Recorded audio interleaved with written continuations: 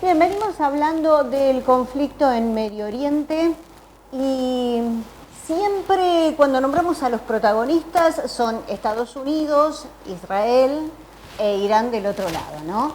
Con, por supuesto, otros actores que se van agregando, pero básicamente son estos tres los protagonistas.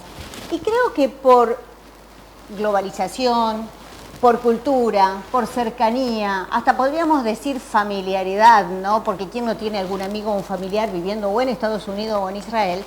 Conocemos muchísimo más y tenemos mucha información de estos dos países. Pero ¿qué pasa con Irán? Porque justamente el sistema de Irán es muy cerrado y conocemos absolutamente poco o nada, ¿no?, de Irán. Bueno, a veces estamos hablando todos los días de algo que no conocemos en profundidad y por eso apelo a una especialista con todas las letras. Ella es analista en política internacional, Natalia Pettinari, que sabe muchísimo y la he convocado porque sabe explicar, porque es muy didáctica y pedagógica explicando y les recomiendo seguirla en redes sociales, realmente hace análisis espectaculares. Natalia, gracias por atendernos, bienvenida.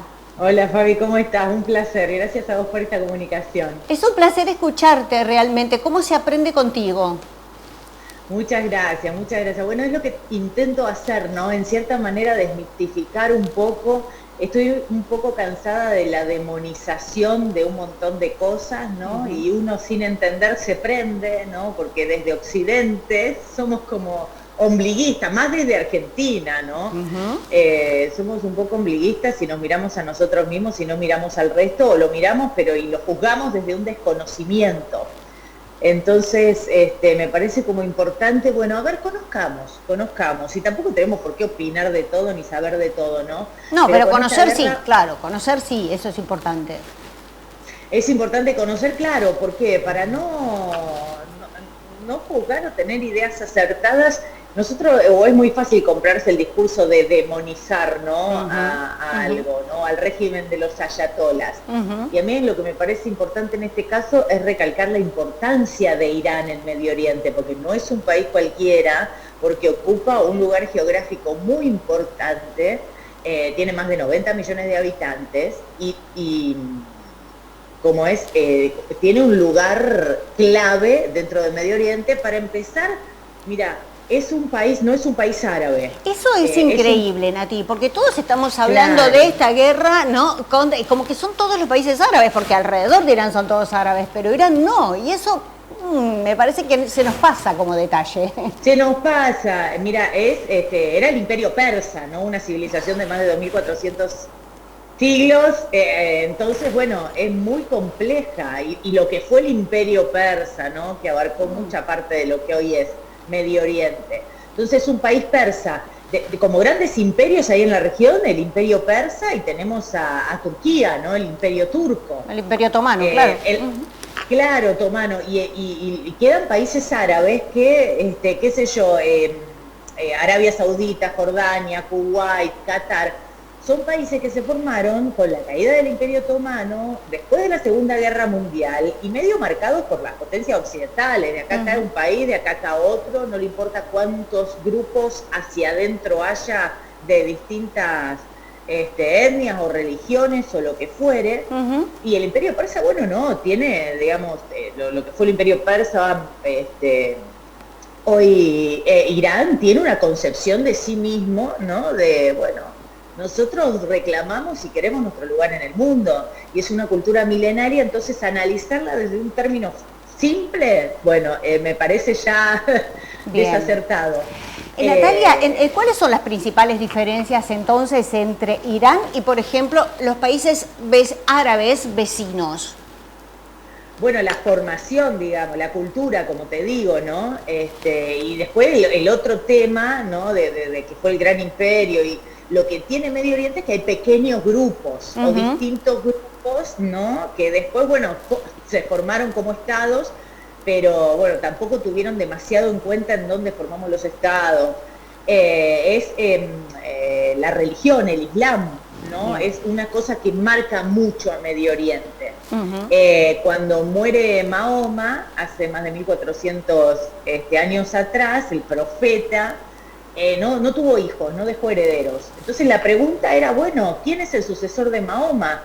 Entonces hubo un grupito, los sunitas, que decían, bueno, lo deben, no todos, no lo debe elegir, pero un grupo de expertos de la sociedad, pero debe elegir el mejor de nosotros, ¿no? Que sea el sucesor. Pues otro grupito, que son los chiitas decían, bueno, no, tiene que venir de la familia de Mahoma, de la rama de Mahoma, la sucesión. ¿Qué pasa acá? Bueno, Irán está formado por una mayoría chiita, y el resto de los países árabes es mayoría sunita. Por ejemplo, vos me hablás de los vecinos. Irak tuvo una particularidad, viste que estuvieron en guerra, en la década del 80, Irán, Irak. En Irak también había mayoría chiita, como en Irán, pero con Saddam Hussein eran sunitas, o sea, era mayoría chiita, pero gobernaba una minoría sunita. Entonces eso también es sumamente importante. ¿Por qué? Porque una de las cosas que hace Irán, no es porque con el vecindario muy bien no se lleva desde la Revolución Islámica de 1979. Antes estaba el Shah de Irán que respondía a Estados Unidos. Con la Revolución Islámica, bueno, el régimen se cierra. Entonces comienza a tener relaciones, no a llevarse mal con los vecinos, y empieza a tener relaciones con grupos chiitas dentro de países. Por ejemplo, en el Líbano, en el sur del Líbano, que ahora Israel está bombardeando, está Hezbollah, bueno, el apoyo a Hezbollah. ¿Viste en la guerra del 7 de octubre entre Hamas e Israel? Exacto. Que los hutíes en el Mar Rojo bombardeaban barcos de bandera israelí que pasaban? Bueno, relaciones con los hutíes en Yemen. Ahora con los cayó Saddam Hussein, bueno, en Irak la situación está bastante compleja y apoya a varios grupos rebeldes o grupos chiitas en Irak también. Entonces comenzó a tejer toda una... Jamás en Franja de Gaza también. Claro. Entonces, perdón, Nati, teje estas redes porque no puede, digamos, conformarse como bloque con sus vecinos porque no se lleva bien, y teje estas redes y de esta manera también se defiende o ataca en el mundo a través de esta red organizando diferentes atentados. Un poco podríamos decirlo. Sí, después tiene relaciones con Estados, sí, pero hay una especie de desequilibrio, claro. Como le es difícil relacionarse con el resto de los estados, comienza a tejer. La idea es como extender el régimen, ¿no? El régimen de los ayatolás, extenderlo a la región por su propia supervivencia. Lo que cree Irán es que, bueno, Israel atenta contra su propia supervivencia, así como Israel cree lo mismo, ¿no? Claro. Porque tejer todos estos grupitos, Israel se siente acorralado. Bien, pero ¿y ahí cuál es el juego? Digo, cada uno siente que el otro atenta sobre su supervivencia. ¿Cuál es el juego acá de Estados Unidos? Porque otra vez Estados Unidos detrás de Israel. Digo, porque a veces se habla del petróleo, de qué. Y quiero preguntarte esto y quiero preguntarte, digamos, ¿es realmente Irán potencia y en qué? Hablamos desde lo económico, hablamos desde el potencial bélico, hablamos desde el uranio. Si es potencia o se considera potencia, ¿en qué? Bueno, mirá, sí es un grande regional, es uno de los grandes, con Arabia Saudita, Irán, ¿no? Israel, es de los grandes de la región. Sí. Yo creo que acá hay algo clave. ¿Por qué? Porque Irán, para su propia supervivencia, lo que decide hacer es empezar a enriquecer uranio, ¿no? Para armas nucleares. El uranio, bueno, tiene distintos grados de enriquecimiento, ya un 60% es mucho, y un 90% es para armas nucleares. Entonces acá pasa algo fantástico, que es durante la presidencia de Obama, en el 2015, se firma un acuerdo que es una ingeniería de la diplomacia, porque lo firman hasta Rusia y China, este acuerdo con Irán, con Estados Unidos y otros países, para que Irán dejen de enriquecer uranio. A cambio le sacaba las sanciones económicas. Y es un acuerdo que para Irán era muy favorable porque le sacaba la pata económica, esa presión de encima, ¿no? Y se produce cierta estabilidad en la región, ¿no? Con un Irán que le comienza a ir mejor económicamente porque le sacan las sanciones. Entonces, Irán estaba muy conforme con este acuerdo, pero Israel no. Israel no quería un Irán estable ni que le vaya bien económicamente. Bueno, decía, ¿no? Pero esto contradice lo que dice hoy Rafael Grossi o la Organización Internacional de Energía Atómica, que controlaban, porque ahí estaba, con ese acuerdo de Obama, Irán estaba completamente controlado, a ver cuánto uranio enriquecía, que esto que el otro, con la excusa, cuando Trump llega a la presidencia en el 2018, con la excusa de nos miente, que este acuerdo no sirve para nada, sin entender nada de política internacional, porque realmente era algo, fue una ingeniería, le costó muchísimo a Obama lograrlo. Por la borda, unilateralmente se retira del pacto y vuelven las acciones económicas a Irán. Esto es culpa de eso hoy, ¿no? Hoy tenemos un Irán ahogado económicamente porque Donald Trump, por la presión, ni siquiera sé si lo presionó, le dijo, Netanyahu le dijo, mirá, este acuerdo no sirve, andate, no lo queremos realmente, yo considero que lo que quieren es destruir, bueno, lo dijo Netanyahu, destruir el régimen de los ayatolas, eso es el objetivo. Entonces, bueno, ahí comienzan las presiones. Y bueno, Irán venía muy mal económicamente también ahora, ¿por qué? Por las presiones económicas. Rafael Grossi sigue diciendo que, bueno, no hay enriquecimiento de uranio al 90%, lo puede haber al 60%, tampoco podemos controlar o saberlo exactamente porque, bueno, se podía, pero por este acuerdo no se puede. Entonces, bueno, primero yo creo que Donald Trump lo hace por presión de Israel. Primero, ¿no? Porque que quería destruir y quiere destruir el régimen de los ayatolas. Pero segundo, otra de las cosas por las cuales los hace es por su poco apego al derecho internacional y a las normas del sistema internacional.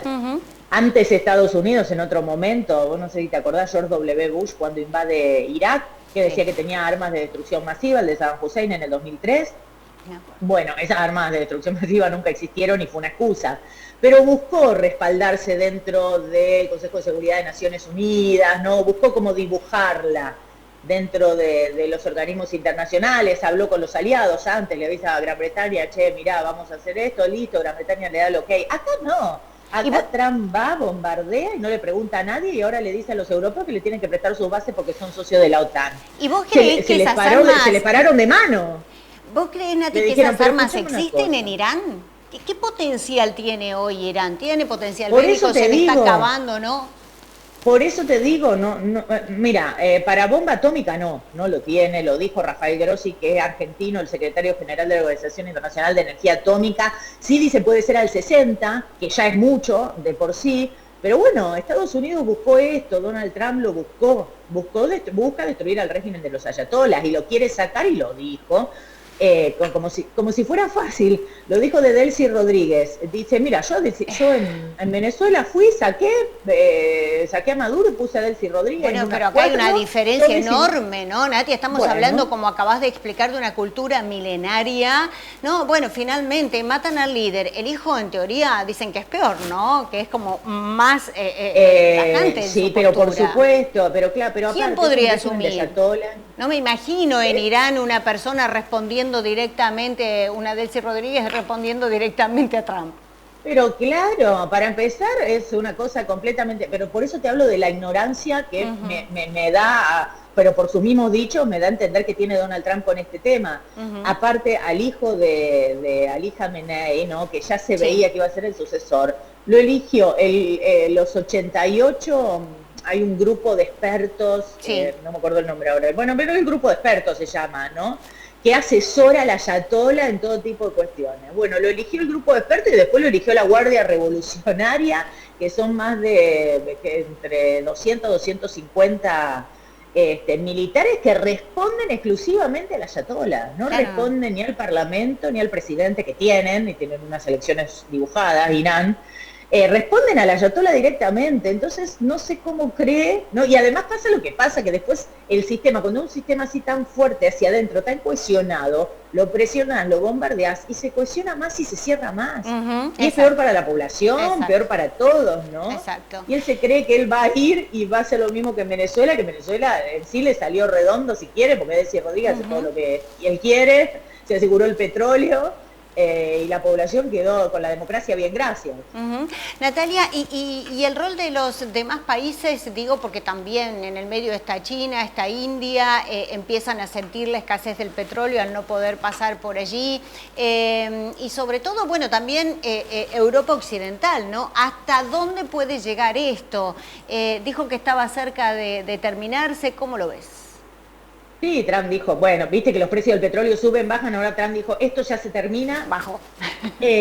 No sé qué parámetros tiene en cuenta para decir que ya se termina, ¿entendés? Porque capaz que Estados Unidos sabe que tiene tanto tipo de armas Irán y bueno, ya se la destruyeron, ¿con qué nos van a responder? No sé desde dónde lo dice, claro. ¿No? Entonces, bueno, cuando dijo eso, los precios del petróleo bajaron, pero yo creo que, no lo sé, a mí me da la sensación de que esto va para largo, de que el régimen se cierra, que Europa se le plantó, porque escúchame, la guerra la tenemos nosotros, acá cerquita, ¿no?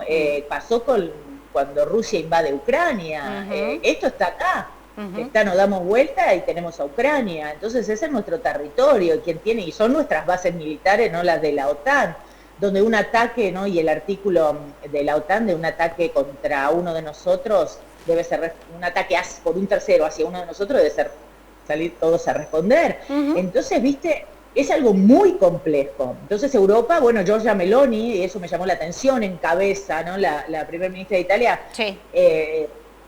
Dio un mensaje diciendo, mira, nosotros no nos vamos a prestar a esto, no queremos prestarles nuestras bases, ¿no? Porque los está involucrando en la guerra a ellos, sin siquiera les había consultado, ¿no? Entonces, bueno, Gran Bretaña le prestó las bases, ahora como que dio marcha atrás, ¿no?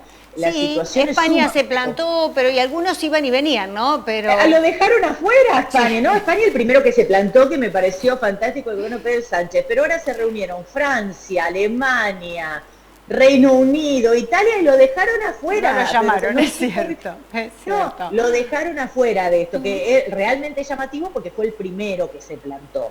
Pero después, por ejemplo, China, Rusia, los estamos viendo muy cautelosos con esta situación. Claro. China está súper cauteloso. Lo que pasa por el estrecho de Hormuz, el petróleo que pasa por ahí, China le compra el 80% de lo que Irán produce de petróleo. Claro. Entonces, bueno, no está. ¿Cuánto puede aguantar un país como China sin ese petróleo? ¿No? O la bueno, India. Dicen que podría. Claro, dice que podría llegar a entrar en una especie de colapso energético. No lo sé, la verdad, si están así. Porque China es muy grande. No lo sé si están así. Pero lo cierto es que están todos muy cautelosos, nadie yo creo que quiere una guerra y Trump tampoco la quiere, él se piensa que así bombardeando y sacando la cabeza de quienes son los líderes va a lograr que caiga el régimen, no cayó y en Venezuela no le importó, yo creo que en Irán sí le importa, quiere que caiga el régimen, pero ya hemos visto que después, lo hemos visto en Irak, digamos, en Irak sacaron a Saddam Hussein y empezaron todas facciones. No es fácil, ¿no? Claro. Medio Oriente toda la vida fue algo complejo. Y también fue algo complejo porque metieron manos Estados Unidos, los europeos, ahí, Gran Bretaña, ¿no? Entonces, bueno, creo que ellos también son parte del problema, ¿no? De la solución. Nati, muchísimas gracias. ¿Cómo es tu Instagram? Nati Pettinari, con I latina y doble T. Con I latina y doble T, sí. Síganla, es realmente muchísimas gracias. Muy didáctica como expliqué y sirve para entender lo que estamos viviendo. Gracias por este tiempo y por ayudarnos a analizar todo esto y entender un poco más. Muchas gracias, Fabi, un abrazo enorme. Hasta muy prontito, gracias.